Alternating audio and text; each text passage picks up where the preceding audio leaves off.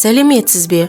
Бұл бейнеде біз тапсырыстар бөлімінің функционалын толығырақ қарастырамыз. Тапсырыстарды қалай растау керектігін және қайдан іздеу керектігін қарастырамыз. Бөлімге өту үшін жұмыс кабинетіне өтіп, бүйір мәзірден тапсырыстар бөлімін басу қажет. Бұл бөлімде бірнеше іш бөлім бар.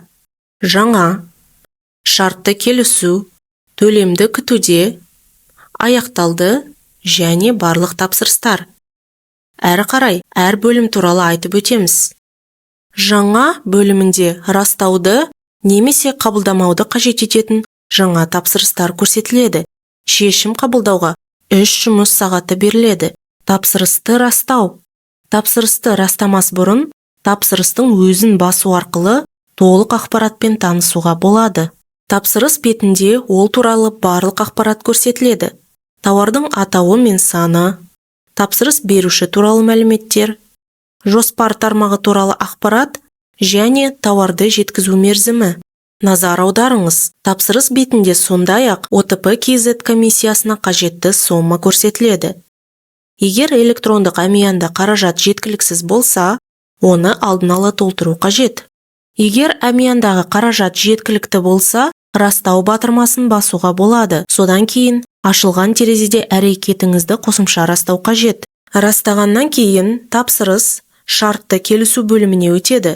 Бұл тапсырыс бойынша мемлекеттік сатып алу порталында шарт жасасу мүмкіндігі қолжетімді болады дегенді білдіреді. Тапсырысты қабылдамау. Егер тапсырысты қабылдай алмасаңыз, оны көрсетілген себептердің бірін таңдап қабылдамауға болады. Сатылымда жоқ, тауардың бағасы өзгерді, жеткізу мерзімі ұзағырақ болады. Егер тапсырыс белгіленген уақыт ішінде расталмаса, тапсырыс автоматты түрде қабылданбайды. Назар аударыңыз, тапсырыстарды жиі қабылдамау айыппұл санкцияларына әкелуі мүмкін. Тапсырыс бетінде қорытынды хаттамасын қарау мүмкіндігі бар. Хаттамада басқа өнім берушілердің ұсыныстарын қоса алғанда, тапсырыс туралы барлық ақпарат бар. Шартты келісу бөлімі. Бұл бөлімде расталған, бірақ мемлекеттік сатып алу порталында шарт жасалмаған немесе күшіне енбеген тапсырыстар көрсетіледі. Төлемді күтуде бөлімі. Бұл бөлімде шарт рәсімделген, бірақ тапсырыс беруші әлі төлем жасамаған, расталған тапсырыстар көрсетіледі.